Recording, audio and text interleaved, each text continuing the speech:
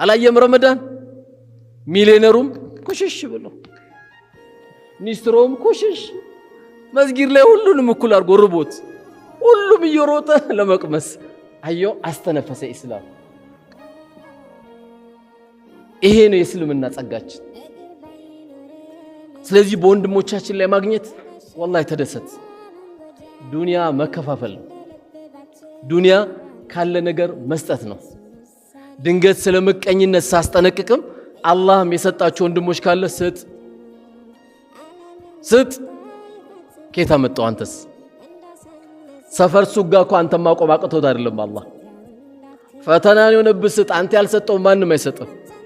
አንተ ያልዘረጋው ማንም አይዘረጋው። ገና እንደሞትክ መጀመሪያ ሞባይል ይወሰድብሃል። በመቀጠል ቡኮቹን ተሯሩጦ ሰዎች ይይዙታል።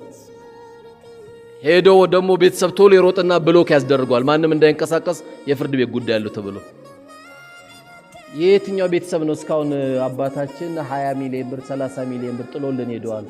እስቲ ጉድጓዱን ቆፍርለት። እስቲ ገጠር ላይ እንኳን አንድ መስጊድ እናሰራለት። የትኛው ቤት ነው ያገኘ ነው? የለም የለም።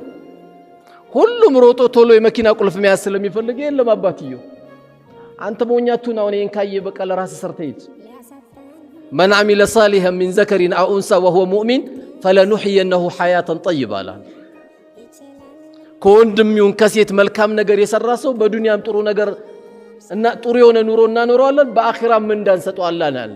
ኢን አህሰንቱም አህሰንቱም ሊአንፉሲኩም፣ መልካም ነገር ሰራችሁ ለነፍሳችሁ ነው እያለ ነው አላህ።